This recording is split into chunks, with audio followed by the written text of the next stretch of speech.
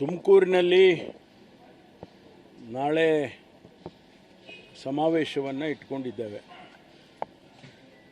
ಇದರಲ್ಲಿ ಎರಡು ಭಾಗ ಇರ್ತಕ್ಕಂಥದ್ದು. ಒಂದು, ಕಂದಾಯ ಇಲಾಖೆಯಲ್ಲಿ ಸುಮಾರು 1,52,000 ಜನರಿಗೆ, ಫಲಾನುಭವಿಗಳಿಗೆ ಹಕ್ಕುಪತ್ರಗಳನ್ನು ಕೊಡ್ತಕ್ಕಂಥ ಕಾರ್ಯಕ್ರಮ. ಅದು ಕಂದಾಯ ಗ್ರಾಮಗಳನ್ನಾಗಿ ಮಾಡಿರ್ತಕ್ಕಂಥದ್ದು, ಈ ಪೌತಿ ಖಾತೆ ಮಾಡಿರ್ತಕ್ಕಂಥದ್ದು, ಆಮೇಲೆ ಇದೆಲ್ಲವನ್ನು ಸೇರಿ ಒಟ್ಟು 1,52,000 ಜನರಿಗೆ ನಾವು ಫಲಾನುಭವಿಗಳಿಗೆ ಹಕ್ಕುಪತ್ರಗಳನ್ನು ಕೊಡ್ತಾ ಇದ್ದೇವೆ. ಇದು ಒಂದು ಭಾಗ. ಎರಡನೇದು, ನಮ್ಮ ಸರ್ಕಾರ ಅಧಿಕಾರಕ್ಕೆ ಬಂದು 3 ವರ್ಷ ಆಗಿದೆ. ನಾವು ಜನತೆಗೆ, ರಾಜ್ಯದ ಜನತೆಗೆ ನಮ್ಮ ಪ್ರಣಾಳಿಕೆಯ ಮೂಲಕ ಅನೇಕ ಭರವಸೆಗಳನ್ನು ಕೊಟ್ಟಿದ್ವಿ. ಅದೆಲ್ಲವನ್ನು ಈಡೇರಿಸ್ತೀವಿ 5 ವರ್ಷದಲ್ಲಿ ಅಂತ ಕೂಡ ನಾವು ಹೇಳ್ಕೊಂಡಿದ್ದೇವೆ. ಈ 3 ವರ್ಷದಲ್ಲಿ ಏನೆಲ್ಲ ಮಾಡಿದ್ದೇವೆ ಅನ್ನೋದನ್ನು ಕೂಡ ನಾವು ತಿಳಿಸ್ಬೇಕಾಗ್ತದೆ. ರಾಜ್ಯದ ಜನತೆ ಅವರಿಗೆ ಅದನ್ನು ತಿಳ್ಕೊಳ್ತಕ್ಕಂಥ ಹಕ್ಕಿದೆ ಅವರಿಗೆ. ಹಾಗಾಗಿ ಅದನ್ನು ಕೂಡ ನಾವು ಈ ಕಾರ್ಯಕ್ರಮದಲ್ಲಿ ಮಾಡ್ತಾ ಇದ್ದೇವೆ. ತವರು ಜಿಲ್ಲೆಯಲ್ಲಿ ಆಗ್ತಾ ಇದೆ, ಎಲ್ಲ ಒಂದು ಕಡೆ ಪರಮೇಶ್ವರ್ ಅವರ ಶಕ್ತಿ ಪ್ರದರ್ಶನ ಆಗ್ತಿದೆ ಅನ್ನೋ ಚರ್ಚೆ. ಇಲ್ಲಿ ಯಾರ ಶಕ್ತಿ ಪ್ರದರ್ಶನವೂ ಇಲ್ಲ. ಇದು ಸರ್ಕಾರದ ಕಾರ್ಯಕ್ರಮಗಳನ್ನು ನಾವು ಅನುಷ್ಠಾನ ಮಾಡಿದ್ದೀವಿ ಅಂತ ಹೇಳೋದು ಬಿಟ್ಟರೆ, ನನಗೆ ವೈಯಕ್ತಿಕವಾಗಲಿ ಅಥವಾ ಬೇರೆಯವರಿಗಾಗಲಿ ಅದು ಆ ರೀತಿ ನಾವು ನೋಡೋದಿಲ್ಲ. ಶಕ್ತಿ ಪ್ರದರ್ಶನದ ದೃಷ್ಟಿಯಲ್ಲಿ ನಾವು ನೋಡೋಲ್ಲ. ನಮಗೆ ಜನಗಳಿಗೆ ಕೊಟ್ಟಿರ್ತಕ್ಕಂಥ ಮಾತನ್ನು ಉಳಿಸ್ಕೊಂಡಿದ್ದೇವೆ, ನುಡಿದಂತೆ ನಡೆದಿದ್ದೇವೆ ಅಂತ ಹೇಳಬೇಕಾಗತ್ತೆ. ಅದನ್ನು ಹೇಳೋದಕ್ಕೂ ಹೊರಟಿದ್ದೇವೆ. ಇಲ್ಲ, ನಾವು ಇದು ಸರ್ಕಾರಿ ಕಾರ್ಯಕ್ರಮದ ಹೊರತು ಇದೇನು ಪಕ್ಷದ ಕಾರ್ಯಕ್ರಮ ಅಲ್ಲ. ಯಾರು ಕೂಡ ಹೈಕಮಾಂಡಿಂದ ನಾವು ಕರೆದಿಲ್ಲ. Because it is a government program. ಮಾರನೇ ದಿನನೇ ಸಾರಿಗೆ ನೌಕರರ ಮುಷ್ಕರ ಇದೆ ಸರ್. ಒಂದು ರೀತಿಯಲ್ಲಿ ಸರ್ಕಾರಕ್ಕೆ ಮಾರನೇ ದಿನ ಮುಷ್ಕರ ನೋಡಿ, ಅವರದ್ದು ಸಮಸ್ಯೆ ಬಗ್ಗೆ ಅವರು ಸರ್ಕಾರದ ಗಮನ ಸೆಳೆಯೋದಕ್ಕೆ ಪ್ರಯತ್ನ ಮಾಡಿದ್ದಾರೆ. ಈಗಾಗಲೇ ಮುಖ್ಯಮಂತ್ರಿಗಳು ಕೂಡ, ಸಾರಿಗೆ ಸಚಿವರು ಕೂಡ ಅವ್ರ ಜೊತೆ ಮಾತನಾಡಿದ್ದಾರೆ. ಮೊನ್ನೆ ದಿವಸ ನಾನು ಕೂಡ ಅವ್ರ ಜೊತೆ ಮಾತಾಡಿದೆ. ಅವರಿಗೆ 20ರ ನಂತರ ನೀವು ಮುಖ್ಯಮಂತ್ರಿಗಳ ಜೊತೆಯಲ್ಲಿ ಅವಕಾಶ ಕೊಡ್ತೇವೆ, ಆದರೆ ಇದೆಲ್ಲ ಮಾಡೋದಕ್ಕೆ ಹೋಗಬೇಡಿ, ನಿಮ್ಮ ಪರವಾಗಿ ನಾವು ಅಂಥೇಳಿ ಹೇಳಿದ್ದೇವೆ. ಈಗ ಅವರು ಕಪ್ಪು ಬಾವುಟ ಪ್ರದರ್ಶನ ಮಾಡ್ತೇವೆ ಅಂತ ಹೇಳಿದರು, ಅದನ್ನು ಕೈ ಬಿಡ್ತೇವೆ ಅಂತ ಹೇಳಿದ್ದಾರೆ. ಮತ್ತು 20ರ ನಂತರ ಅವ್ರ ಜೊತೆ ನಾವು ಚರ್ಚೆ ಮಾಡ್ಬೋದು, ಅವರು ಒಪ್ಪೋದಾದರೆ. ಅವರಿಗಿರ್ತಕ್ಕಂಥ ಅಹವಾಲು ಈಗಾಗಲೇ ಮುಖ್ಯಮಂತ್ರಿಗಳು ಕೇಳಿದ್ದಾರೆ. ರೀಸನಬಲ್ ಆಗಿ ಏನು ಮಾಡಬೇಕು ಅದನ್ನು ಸರ್ಕಾರ ಖಂಡಿತವಾಗಿ ಮಾಡುತ್ತೆ ಅನ್ನೋದನ್ನು ಈಗಾಗಲೇ ಮುಖ್ಯಮಂತ್ರಿಗಳು, ಸಾರಿಗೆ ಸಚಿವರು ಹೇಳಿದ್ದಾರೆ. ಸರ್, ಇವಾಗ 3 ವರ್ಷ ಕಳೆದಿದೆ, ಇನ್ನೂ 2 ವರ್ಷ ಇದೆ. ಈಗ 3 ವರ್ಷದಲ್ಲಿ ಸಾಕಷ್ಟು ಬದಲಾವಣೆಗಳು ಅದು ಇದು ಚರ್ಚೆ ಆಯಿತು. ಬಟ್ 2 ವರ್ಷ ಇರೋ 2 ವರ್ಷದಲ್ಲಿ ಹೇಗೆಲ್ಲ ಆಡಳಿತ ನಡೆಸಬೇಕು ಅನ್ನೋ ನಿರೀಕ್ಷೆ ಇದೆ ಸರ್. ನಾವು ಈ ಪ್ರಣಾಳಿಕೆ ಮಾಡಿದಾಗ ಶಾರ್ಟ್ ಟರ್ಮ್, ಲಾಂಗ್ ಟರ್ಮ್ ಅಂತ ಮಾಡ್ಕೊಂಡಿತ್ತು. ಶಾರ್ಟ್ ಟರ್ಮಲ್ಲಿ 3 ವರ್ಷದಲ್ಲಿ ನಾವೇನನ್ನು ಅನುಷ್ಠಾನ ಮಾಡಬೇಕಾಗಿರ್ತಕ್ಕಂಥವನ್ನೆಲ್ಲ ಮಾಡಿಕೊಂಡೇ ಬಂದಿದ್ದೇವೆ.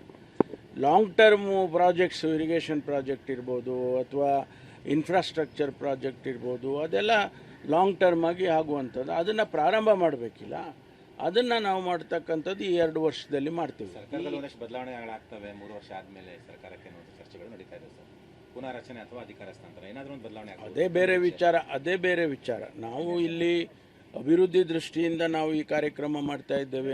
ಅದು ರಾಜಕೀಯ ಆಗ್ಬೋದು ಅಥವಾ ಪಕ್ಷದ ಆಂತರಿಕವಾಗಿರ್ತಕ್ಕಂಥ ವಿಚಾರಗಳು, ಅದೇ ಬೇರೆ ವಿಷಯ.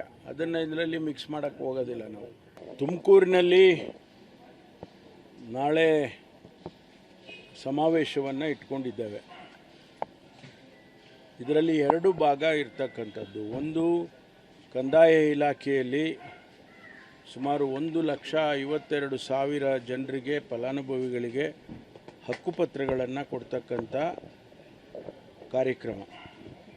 ಅದು ಕಂದಾಯ ಗ್ರಾಮಗಳನ್ನಾಗಿ ಮಾಡಿರ್ತಕ್ಕಂಥದ್ದು, ಈ ಪೌತಿ ಖಾತೆ ಮಾಡಿರ್ತಕ್ಕಂಥದ್ದು, ಆಮೇಲೆ ಇದೆಲ್ಲವನ್ನು ಸೇರಿ ಒಟ್ಟು 1,52,000 ಜನರಿಗೆ ನಾವು ಫಲಾನುಭವಿಗಳಿಗೆ ಹಕ್ಕುಪತ್ರಗಳನ್ನು ಕೊಡ್ತಾ ಇದ್ದೇವೆ. ಇದು ಒಂದು ಭಾಗ. ಎರಡನೇದು, ನಮ್ಮ ಸರ್ಕಾರ ಅಧಿಕಾರಕ್ಕೆ ಬಂದು 3 ವರ್ಷ ಆಗಿದೆ. ನಾವು ಜನತೆಗೆ, ರಾಜ್ಯದ ಜನತೆಗೆ ನಮ್ಮ ಪ್ರಣಾಳಿಕೆಯ ಮೂಲಕ ಅನೇಕ ಭರವಸೆಗಳನ್ನು ಕೊಟ್ಟಿದ್ವಿ. ಅದೆಲ್ಲವನ್ನು ಈಡೇರಿಸ್ತೀವಿ 5 ವರ್ಷದಲ್ಲಿ ಅಂತ ಕೂಡ ನಾವು ಹೇಳ್ಕೊಂಡಿದ್ದೇವೆ. ಈ 3 ವರ್ಷದಲ್ಲಿ ಏನೆಲ್ಲ ಮಾಡಿದ್ದೇವೆ ಅನ್ನೋದನ್ನು ಕೂಡ ನಾವು ತಿಳಿಸ್ಬೇಕಾಗ್ತದೆ. ರಾಜ್ಯದ ಜನತೆ ಅವರಿಗೆ ಅದನ್ನು ತಿಳ್ಕೊಳ್ತಕ್ಕಂಥ ಹಕ್ಕಿದೆ ಅವರಿಗೆ. ಹಾಗಾಗಿ ಅದನ್ನು ಕೂಡ ನಾವು ಈ ಕಾರ್ಯಕ್ರಮದಲ್ಲಿ ಮಾಡ್ತಾ ಇದ್ದೇವೆ. ಈಗ ತವರು ಜಿಲ್ಲೆಯಲ್ಲಿ ಆಗ್ತಾ ಇದೆ, ಎಲ್ಲ ಒಂದು ಕಡೆ ಪರಮೇಶ್ವರ್ ಅವರ ಶಕ್ತಿ ಪ್ರದರ್ಶನ ಆಗ್ತಿದೆ ಅನ್ನೋ ಚರ್ಚೆ. ಇಲ್ಲಿ ಯಾರ ಶಕ್ತಿ ಪ್ರದರ್ಶನವೂ ಇಲ್ಲ. ಇದು ಸರ್ಕಾರದ ಕಾರ್ಯಕ್ರಮಗಳನ್ನು ನಾವು ಅನುಷ್ಠಾನ ಮಾಡಿದ್ದೀವಿ ಅಂತ ಹೇಳೋದು ಬಿಟ್ಟರೆ, ನನಗೆ ವೈಯಕ್ತಿಕವಾಗಲಿ ಅಥವಾ ಬೇರೆಯವರಿಗಾಗಲಿ ಅದು ಆ ರೀತಿ ನಾವು ನೋಡೋದಿಲ್ಲ. ಶಕ್ತಿ ಪ್ರದರ್ಶನದ ದೃಷ್ಟಿಯಲ್ಲಿ ನಾವು ನೋಡಲ್ಲ. ನಮಗೆ ಜನಗಳಿಗೆ ಕೊಟ್ಟಿರ್ತಕ್ಕಂಥ ಮಾತನ್ನು ಉಳಿಸ್ಕೊಂಡಿದ್ದೇವೆ, ನುಡಿದಂತೆ ನಡೆದಿದ್ದೇವೆ ಅಂತ ಹೇಳಬೇಕಾಗತ್ತೆ. ಅದನ್ನು ಹೇಳೋದಕ್ಕೆ ಹೊರಟಿದ್ದೇವೆ. ಹೈಕಮಾಂಡ್ ಯಾರು ಬರ್ತಾರೆ ಸರ್? ಯಾರಿಗೆಲ್ಲ ಇಲ್ಲ, ನಾವು ಇದು ಸರ್ಕಾರಿ ಕಾರ್ಯಕ್ರಮದ ಹೊರತು ಇದೇನು ಪಕ್ಷದ ಕಾರ್ಯಕ್ರಮ ಅಲ್ಲ.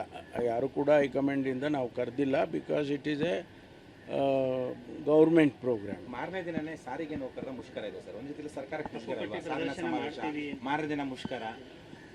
ನೋಡಿ, ಅವರದ್ದು ಸಮಸ್ಯೆ ಬಗ್ಗೆ ಅವರು ಸರ್ಕಾರದ ಗಮನ ಸೆಳೆಯೋದಕ್ಕೆ ಪ್ರಯತ್ನ ಮಾಡಿದ್ದಾರೆ. ಈಗಾಗಲೇ ಮುಖ್ಯಮಂತ್ರಿಗಳು ಕೂಡ ಸಾರಿಗೆ ಸಚಿವರು ಕೂಡ ಅವ್ರ ಜೊತೆ ಮಾತನಾಡಿದ್ದಾರೆ. ಮೊನ್ನೆ ದಿವಸ ನಾನು ಕೂಡ ಅವ್ರ ಜೊತೆ ಮಾತಾಡಿದೆ. ಅವರಿಗೆ 20ರ ನಂತರ ನೀವು ಮುಖ್ಯಮಂತ್ರಿಗಳ ಜೊತೆಯಲ್ಲಿ ಅವಕಾಶ ಕೊಡ್ತೇವೆ, ಆದರೆ ಇದೆಲ್ಲ ಮಾಡೋದಕ್ಕೆ ಹೋಗಬೇಡಿ, ನಿಮ್ಮ ಪರವಾಗಿ ನಾವು ಅಂಥೇಳಿ ಹೇಳಿದ್ದೇವೆ. ಈಗ ಅವರು ಕಪ್ಪು ಬಾವುಟ ಪ್ರದರ್ಶನ ಮಾಡ್ತೇವೆ ಅಂತ ಹೇಳಿದರು, ಅದನ್ನು ಕೈ ಬಿಡ್ತೇವೆ ಅಂತ ಹೇಳಿದ್ದಾರೆ.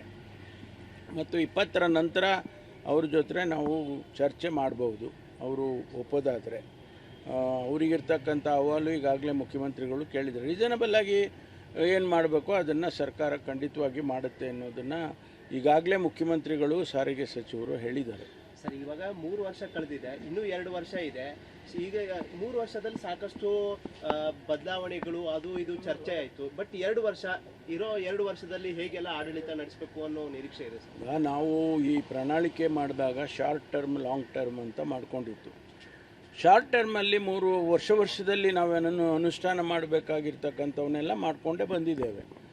Long term projects, irrigation project ಇರ್ಬೋದು ಅಥವಾ ಇನ್ಫ್ರಾಸ್ಟ್ರಕ್ಚರ್ ಪ್ರಾಜೆಕ್ಟ್ ಇರ್ಬೋದು, ಅದೆಲ್ಲ ಲಾಂಗ್ ಟರ್ಮ್ ಆಗಿ ಆಗುವಂಥದ್ದು. ಅದನ್ನು ಪ್ರಾರಂಭ ಮಾಡಬೇಕಿಲ್ಲ, ಅದನ್ನು ನಾವು ಮಾಡ್ತಕ್ಕಂಥದ್ದು ಈ 2 ವರ್ಷದಲ್ಲಿ ಮಾಡ್ತೀವಿ. ಸರ್ಕಾರದಲ್ಲಿ ಒಂದಷ್ಟು ಬದಲಾವಣೆಗಳಾಗ್ತವೆ 3 ವರ್ಷ ಆದಮೇಲೆ ಸರ್ಕಾರಕ್ಕೆ ಚರ್ಚೆಗಳು ನಡೀತಾ ಇದೆ ಸರ್. ಪುನರ್ರಚನೆ ಅಥವಾ ಅಧಿಕಾರ ಹಸ್ತಾಂತರ ಏನಾದರೂ ಒಂದು ಬದಲಾವಣೆ ಅದೇ ಬೇರೆ ವಿಚಾರ. ನಾವು ಇಲ್ಲಿ ಅಭಿವೃದ್ಧಿ ದೃಷ್ಟಿಯಿಂದ ನಾವು ಈ ಕಾರ್ಯಕ್ರಮ ಮಾಡ್ತಾ ಇದ್ದೇವೆ. ಅದು ರಾಜಕೀಯ ಆಗ್ಬೋದು ಅಥವಾ ಪಕ್ಷದ ಆಂತರಿಕವಾಗಿರ್ತಕ್ಕಂಥ ವಿಚಾರಗಳು, ಅದೇ ಬೇರೆ ವಿಷಯ. ಅದನ್ನು ಇದರಲ್ಲಿ ಮಿಕ್ಸ್ ಮಾಡೋಕ್ಕೆ ಹೋಗೋದಿಲ್ಲ ನಾವು.